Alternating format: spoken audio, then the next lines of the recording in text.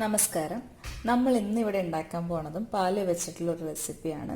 പാല് വെച്ചിട്ട് കണ്ടൻസ്ഡ് മിൽക്കാണ് ഉണ്ടാക്കാൻ പോകുന്നത്. നമ്മളിപ്പോൾ വെക്കേഷനൊക്കെ ആയതുകൊണ്ട് ഐസ്ക്രീമൊക്കെ ട്രൈ ചെയ്യുമ്പോഴും അല്ലെങ്കിൽ പായസം ഉണ്ടാക്കുമ്പോഴും എല്ലാം കണ്ടൻസ്ഡ് മിൽക്ക് ആഡ് ചെയ്യാറുണ്ട്. മിൽക്ക് മെയ്ഡിൻ്റെ പാക്കറ്റ് വാങ്ങിച്ചിട്ട് മിക്ക ടിൻ വാങ്ങിയിട്ട് നമ്മൾ ആഡ് ചെയ്യാറുണ്ട്.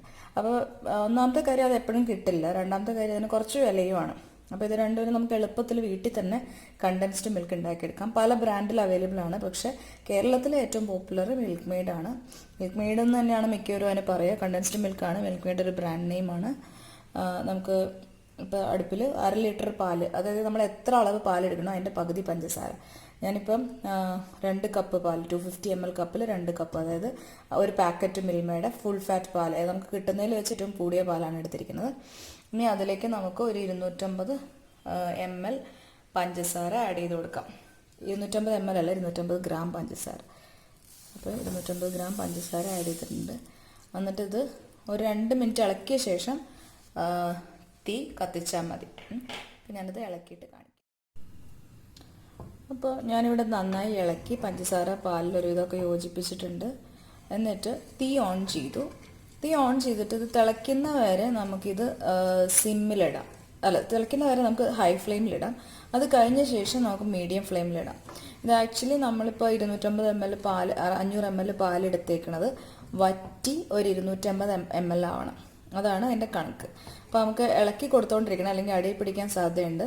പിന്നെ ചെറിയ നോൺ സ്റ്റിക്ക് പാത്രം ഉണ്ടെങ്കിൽ കുറച്ചുകൂടി എളുപ്പമാണെന്നാണ് എനിക്ക് തോന്നിയിട്ടുള്ളത്. സ്റ്റീലിലാണ്ട് പാത്രത്തിലാണെങ്കിൽ കുറച്ചൊന്ന് ഒട്ടിപ്പിടിക്കുന്ന പോലെ തോന്നും.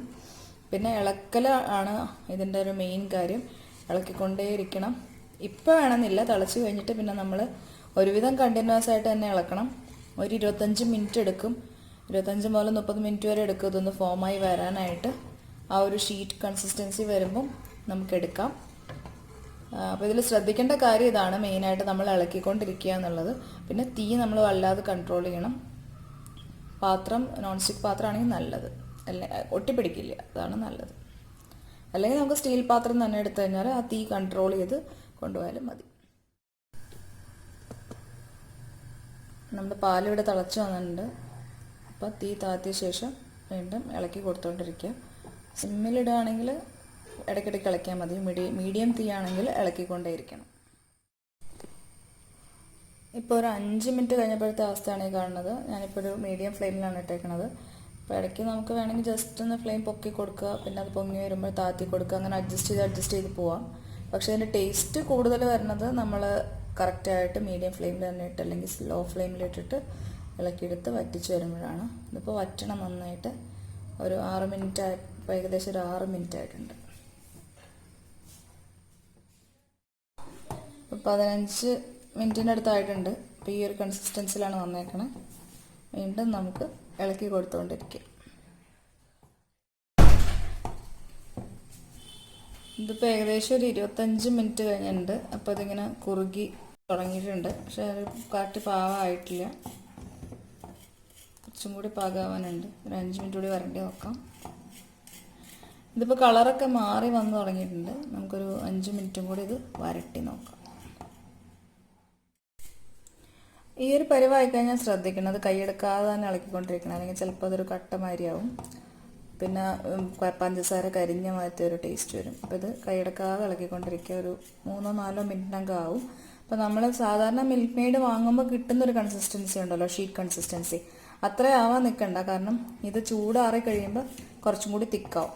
അപ്പോൾ നമുക്ക് അധികം തിക്കാവുന്നതിന് മുമ്പ് തന്നെ ഇതെടുക്കാം.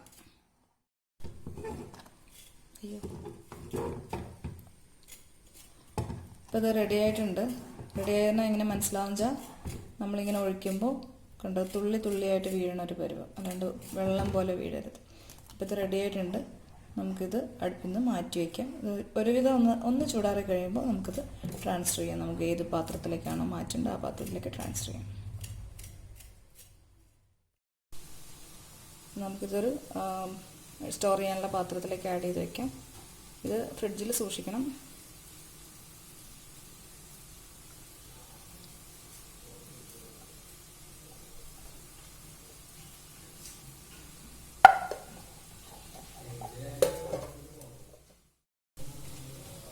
അപ്പോൾ നമ്മുടെ കണ്ടൻസ്ഡ് മിൽക്ക് ഇവിടെ റെഡി ആയിട്ടുണ്ട്. നമുക്ക് വേണമെങ്കിൽ ഒരു നുള്ളു സോഡാപ്പൊടി ആഡ് ചെയ്യാം ഇത് തണുക്കുന്നതിന് മുമ്പായിട്ട്, അടുപ്പത്തുനിന്ന് വാങ്ങുന്ന സമയത്ത്. ഞാനിവിടെ ആഡ് ചെയ്തിട്ടില്ല. അത് ഫ്രിഡ്ജിൽ സൂക്ഷിക്കാം. 2 to 3 വീക്സ് ഫ്രിഡ്ജിൽ കേടാവാണ്ട് സൂക്ഷിക്കാൻ പറ്റും. അപ്പോൾ എല്ലാവരും ഒന്ന് ട്രൈ ചെയ്ത് നോക്കുക. Thank you for watching.